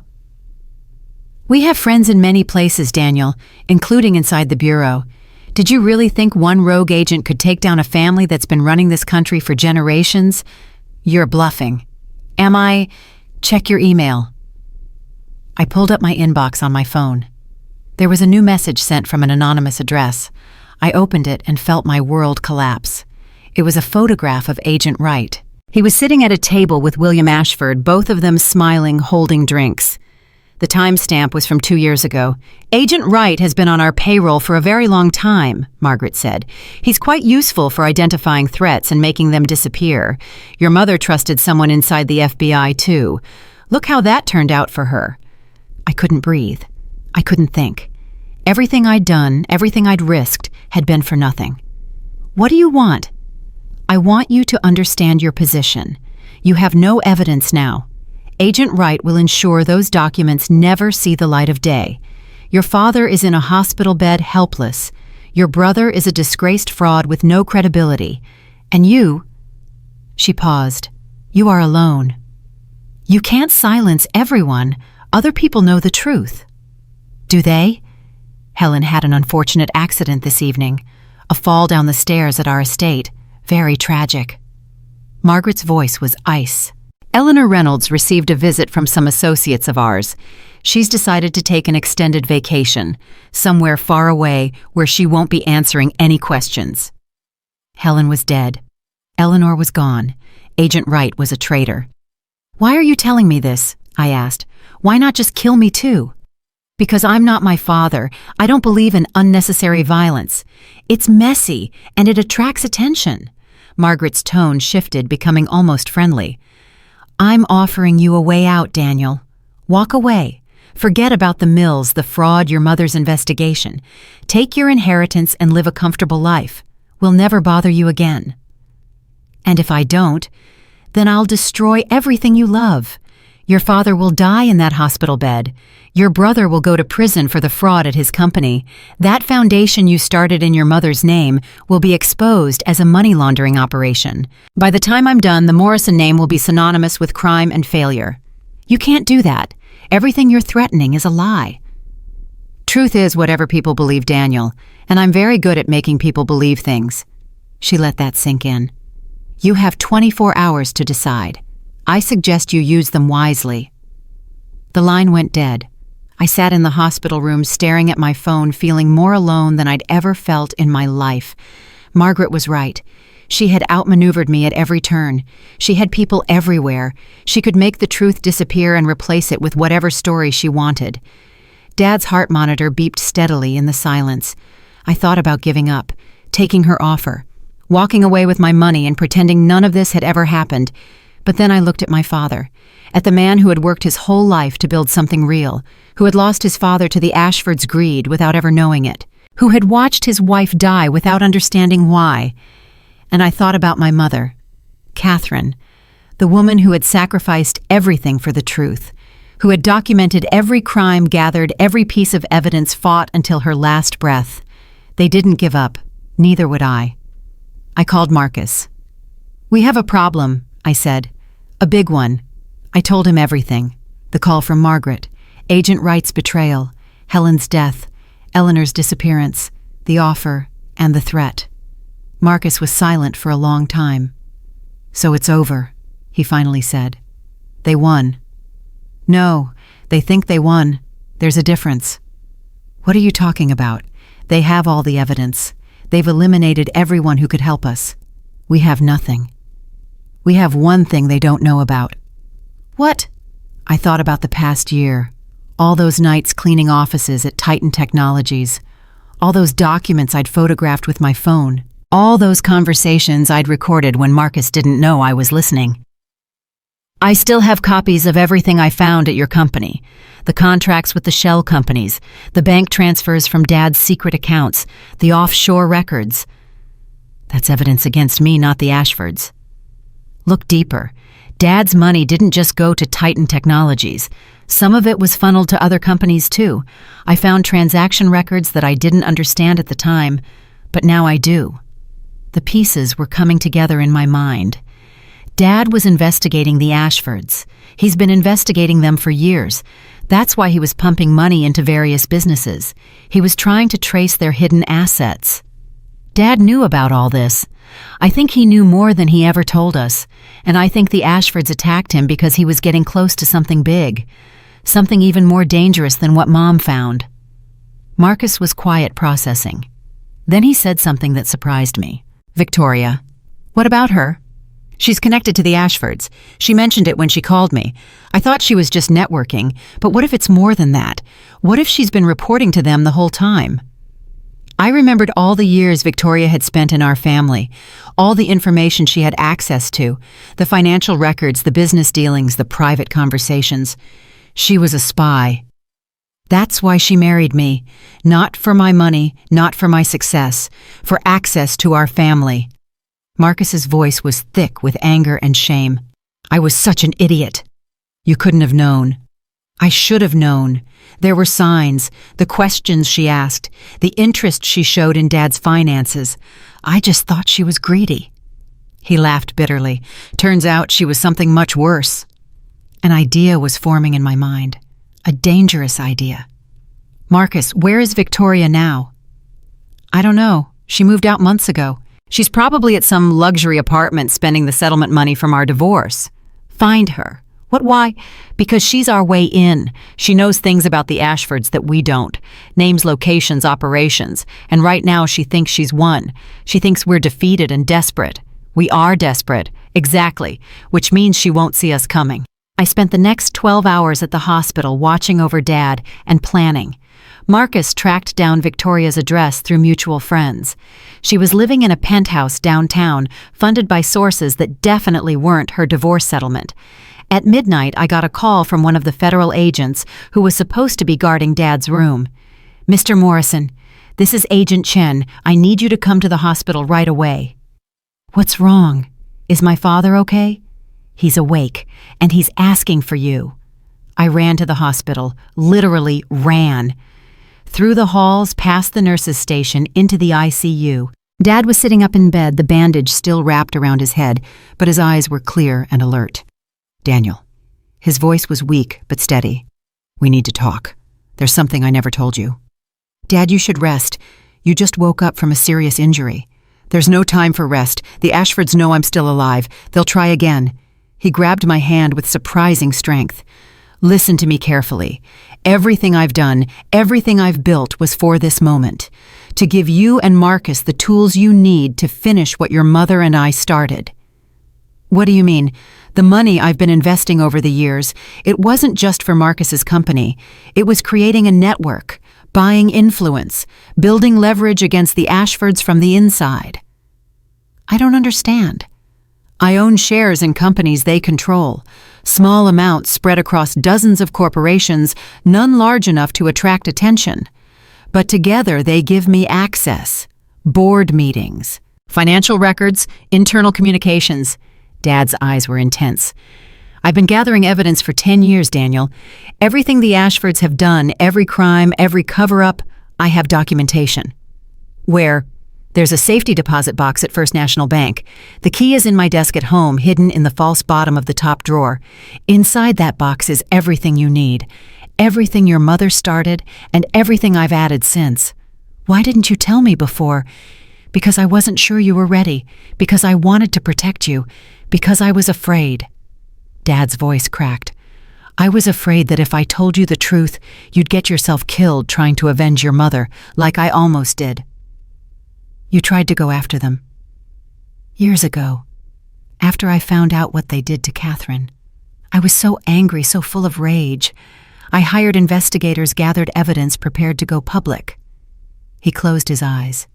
They found out. They threatened you and Marcus. Said if I didn't back off, they would hurt my children. So I backed off. I let them think they'd won.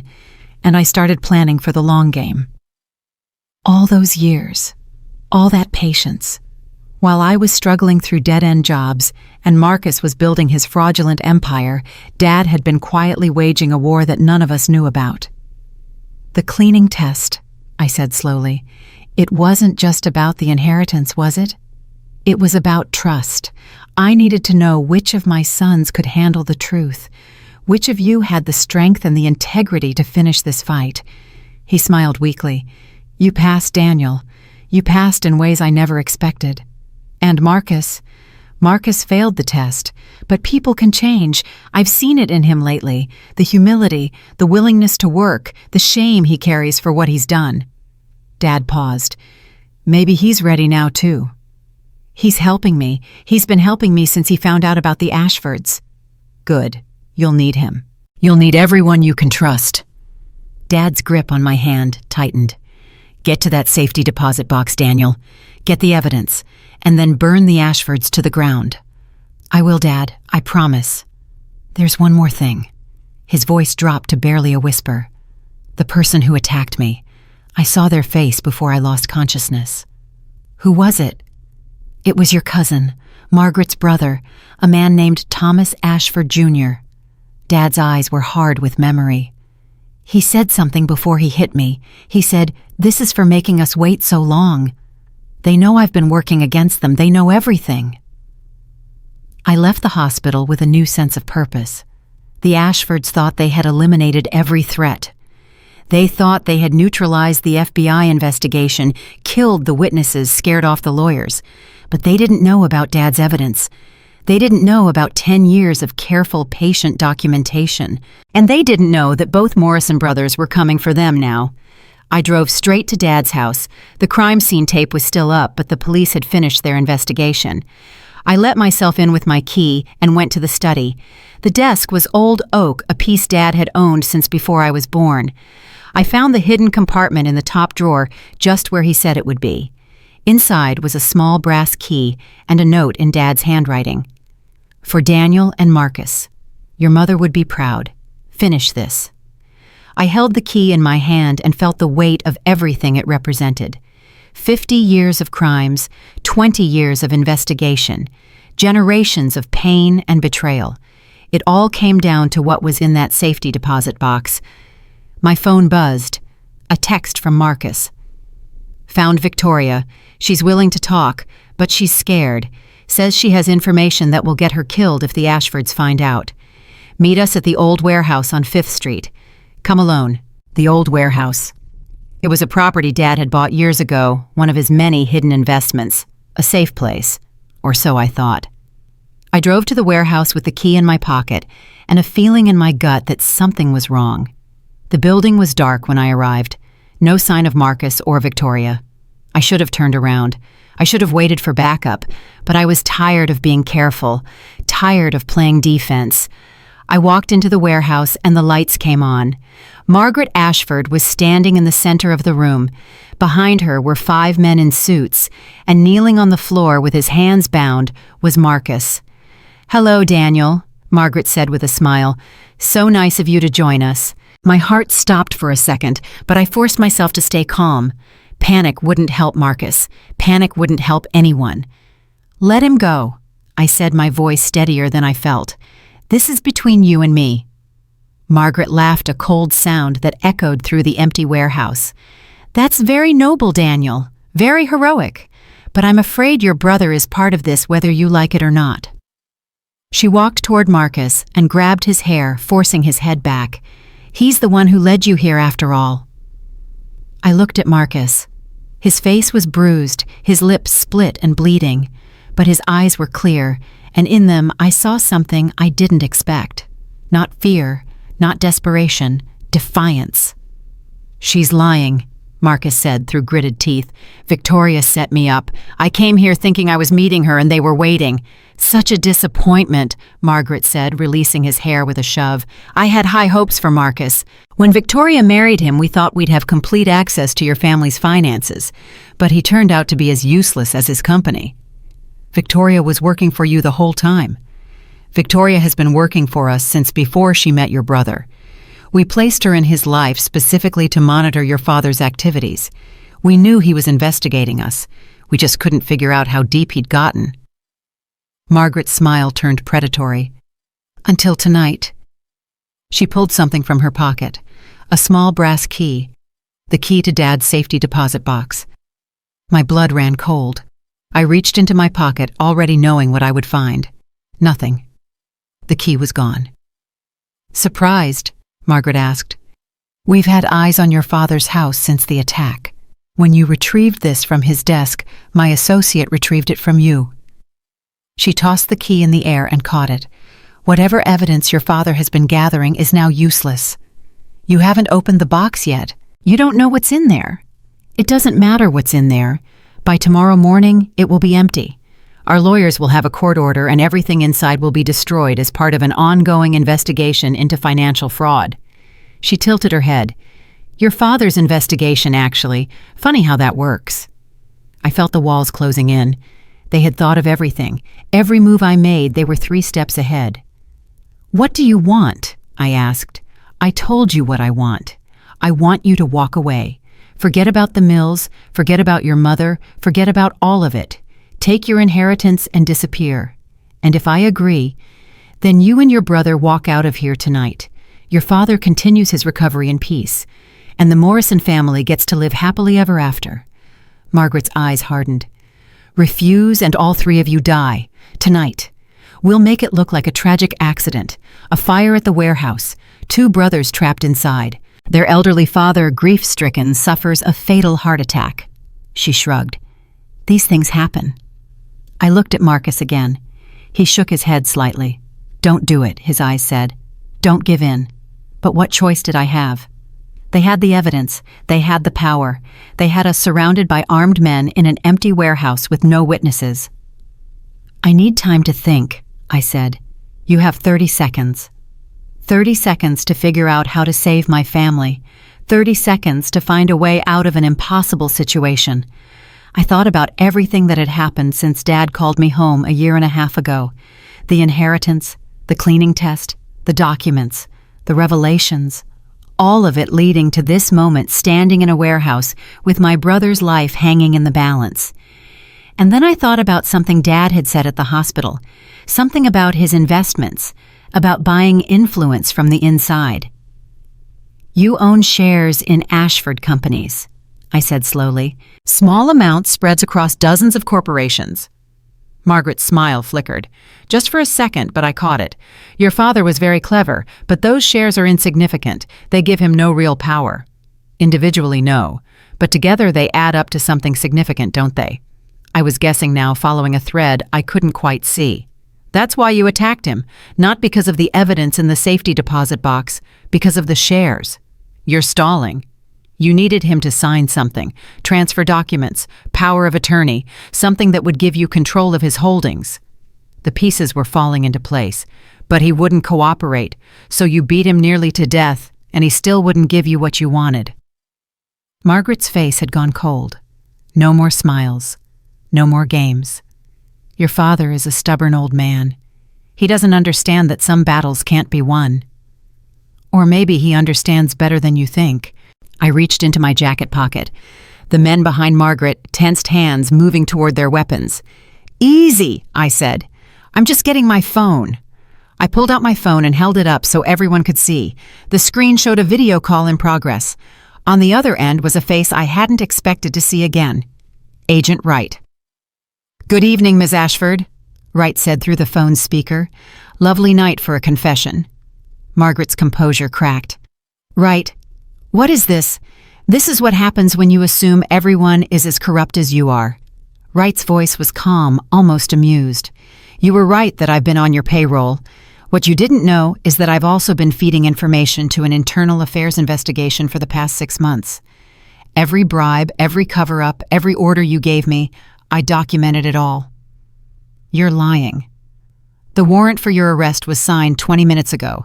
Federal agents are on their way to this location right now. They're also executing search warrants at your estate, your offices, and every property associated with the Ashford Family Trust. Margaret's face went white. This is a trick. Daniel is bluffing. Check outside if you don't believe me. One of Margaret's men ran to the warehouse door and looked out. His face told me everything I needed to know. Cars, he said. Lots of them. Federal plates. Margaret spun toward me, her composure completely shattered. How did you know Wright was working both sides? I didn't. Not for sure. I lowered my phone. But my father did. He's been feeding Wright information for years, knowing that someday it would pay off. He just didn't know when. Your father is lying in a hospital bed. He couldn't have planned this. No, but he raised 2 sons, and he taught us both that the best revenge is the one your enemy never sees coming. I looked at Marcus. He was smiling despite his split lip and bruised face. You called Wright from the hospital, he said, while I was tracking down Victoria. Dad gave me a list of names, people he trusted, people who had been working against the Ashfords from inside. Wright was at the top of the list. I turned back to Margaret. Your problem is that you see everyone as an opportunity to be exploited. You never consider that some people might actually want to do the right thing. The warehouse doors burst open. Federal agents poured in weapons drawn, shouting commands. Margaret's men dropped their guns and raised their hands. They were criminals, but they weren't stupid. Margaret stood frozen as agents surrounded her. For a moment, she looked like she might run. Then her shoulders sagged, and something in her eyes went dead. This isn't over, she said quietly. The Ashford family has survived worse than this. Maybe, but you won't. I walked toward her, stopping just out of arm's reach. You killed my mother. You attacked my father. You tried to destroy my family, and now you're going to spend the rest of your life in a federal prison knowing that a Morrison is the one who put you there. An agent stepped forward to handcuff her. As they led her away, she turned back one last time. Your mother was weak, Margaret said. She could have had everything if she'd just accepted her place in the family. Instead, she chose love over legacy. Look where that got her. I thought about my mother.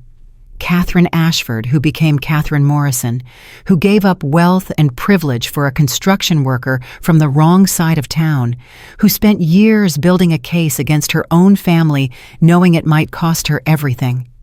It got her 2 sons who loved her, I said. It got her a husband who spent 10 years avenging her death. It got her a legacy that means something. I stepped closer, lowering my voice so only Margaret could hear. What do you have money stolen from workers? Power built on lies. A family name that will be synonymous with crime and corruption for generations. I smiled. My mother won Margaret. She just didn't live to see it. They took her away. I never saw her again. The next few hours were chaos. Agents interviewed Marcus and me separately. They processed the scene, collected evidence, coordinated with other teams across the city. The Ashford Empire was falling, and the federal government was there to catch every piece. By morning, the story was everywhere. Television, newspapers, social media. The Ashford family exposed. 50 years of fraud, theft, and worse. Documents recovered from William Ashford's estate revealed the full scope of their crimes, including evidence linking them to my mother's death and the attack on my father. William Ashford was arrested at his home. 83 years old, frail and confused, but still dangerous enough to warrant a full tactical team. He would die in prison 2 years later, never having shown a moment of remorse. Thomas Ashford, Jr., the man who attacked my father, was arrested trying to flee the country. He would eventually plead guilty to assault and conspiracy charges in exchange for testimony against other family members. Victoria was found hiding at a hotel in Atlantic City. She tried to claim she was just a pawn manipulated by the Ashfords, but the evidence against her was overwhelming. She had known about everything. The fraud, the cover-ups, the plans to contest our father's will and steal our inheritance. She got 15 years. I heard she spent them writing letters to Marcus begging for forgiveness. He never responded to a single one. Agent Wright was hailed as a hero for his undercover work. He testified before Congress about corruption in federal agencies and the need for better oversight. He never mentioned that my father had been feeding him information for years, guiding his investigation, pointing him toward evidence he never could have found on his own. Some secrets are better left buried. Dad recovered slowly but completely. The swelling in his brain went down. The damage healed. Within 6 months, he was back in his house, sitting in his old recliner, watching the news coverage of Ashford trials with a satisfied smile. One evening, I came to visit and found him in the study, looking through old photographs. Pictures of Mom, pictures of Marcus and me as children, pictures of a life that had been interrupted by tragedy, but never truly destroyed. She would be proud of you, Dad said without looking up. Both of you. I couldn't have done it without you. The years of preparation, the network you built, the evidence you gathered. I just laid the groundwork. You and Marcus did the hard part. He finally looked at me, and his eyes were wet. I was afraid, Daniel. For so long, I was afraid that I would die without ever getting justice for Catherine, without ever making the Ashfords pay for what they did. You don't have to be afraid anymore. No, I don't. He set down the photographs and took my hand. There's something I want to tell you, something I should have said a long time ago. What? I'm sorry for how I treated you when you were growing up, for refusing to help you when you were struggling, for making you feel like you weren't good enough. His voice cracked. I thought I was teaching you resilience, preparing you for the fight I knew was coming, but I was also hurting you, and I'm sorry for that. I thought about all those years of dead-end jobs and tiny apartments, all the times I'd felt invisible, worthless, forgotten, all the resentment I'd carried toward my father and my brother. I understand why you did it, I said, and I forgive you. We sat together in silence for a long time after that. Two men who had survived a war they never asked for. Father and son finally at peace. Marcus showed up an hour later with takeout from Dad's favorite Chinese restaurant. He looked different these days, less polished, less arrogant, more real. He had kept working at Morrison Cleaning Services even after everything was resolved. Not because he needed to, because he wanted to. He said it kept him grounded, reminded him of who he'd been and who he never wanted to be again. I heard from the prosecutor today, Marcus said as we ate. They offered Victoria a deal, reduced sentence if she testifies against the remaining Ashford defendants. Is she going to take it? Probably. She always did know how to look out for herself. Marcus shrugged, but I could see the old pain in his eyes. I used to think she loved me, or at least loved the life I could give her. Turns out I was just a means to an end. I'm sorry. Don't be. I made my own choices. I ignored the warning signs because I wanted to believe I'd found someone who saw me as more than just Dad's money. He laughed bitterly. Joke's on me, I guess. The joke's on the Ashfords, Dad said quietly. They spent 50 years building an empire of lies, and it all came crashing down because one woman chose love over money. He was right. Mom had made a choice all those years ago.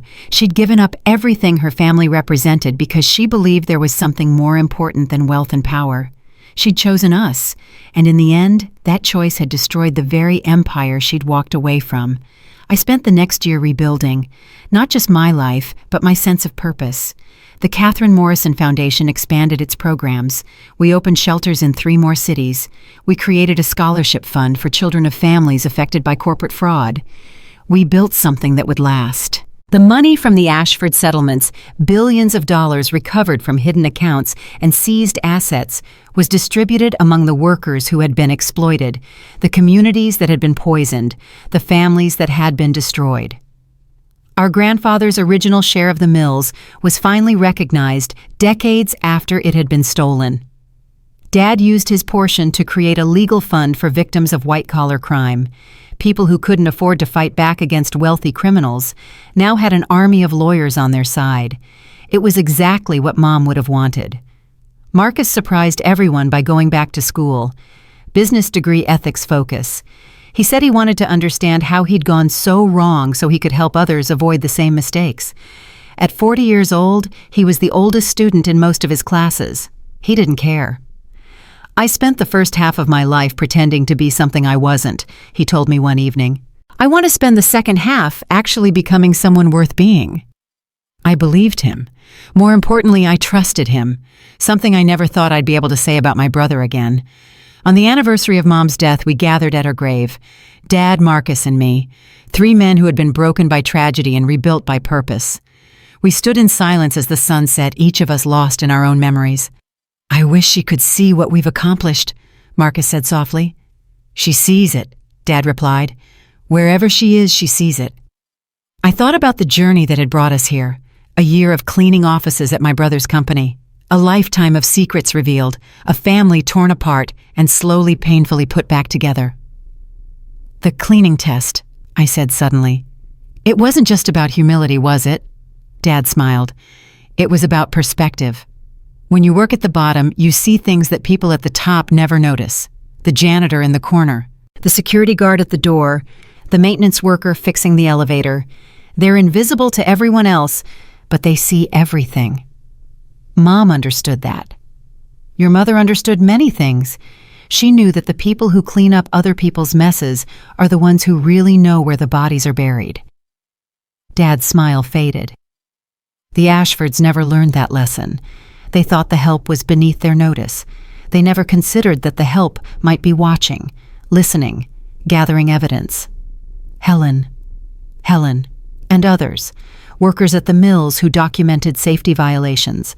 Accountants who kept copies of records they were ordered to destroy. Drivers who overheard conversations they weren't supposed to hear. Dad shook his head. The Ashfords created an army of witnesses without even realizing it. All it took was someone willing to listen to them. Mom listened. And then I listened. And now you've listened. Dad put his hand on my shoulder. "That's the real inheritance, Daniel. Not the money, not the properties. The understanding that everyone matters. Everyone has value. Everyone deserves to be seen." We left the cemetery as the last light faded from the sky. 3 men walking away from a grave toward a future that finally felt possible. The Ashford trials continued for another 2 years. One by one, the family members were convicted. The mills were sold to a worker cooperative. The assets were distributed. The empire that had been built on exploitation and fraud was dismantled piece by piece. And through it all, I kept working, kept building, kept honoring my mother's memory in the only way that mattered. 5 years later, I stood at the dedication ceremony for the Catherine Morrison Community Center, a place where families in crisis could find help, where children could access tutoring and job training, where the invisible people of the world could finally be seen. Dad was there in his wheelchair, age finally catching up with him, but his mind still sharp. Marcus stood beside him with his wife, a woman he'd met in his business ethics program. They were expecting their first child. The mayor gave a speech. Local officials cut the ribbon. But the moment I remember most was afterward, when a woman approached me with tears in her eyes. "My mother worked at the Ashford Mills for 30 years, she said. She died of cancer from the chemicals they used. No one ever held them accountable." She took my hand. "Thank you for everything you've done, for making sure people know the truth." I thought about my own mother, Catherine, who had also died of cancer, who had also never seen justice in her lifetime. "She knows," I said. "Wherever she is, she knows."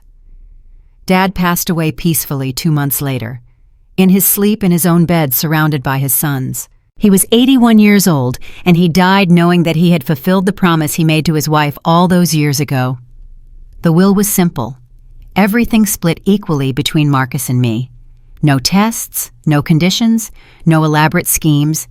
Just 2 sons inheriting what their parents had built. Not the money, not the properties, but the legacy. A legacy of truth, of justice, of standing up for the people who couldn't stand up for themselves.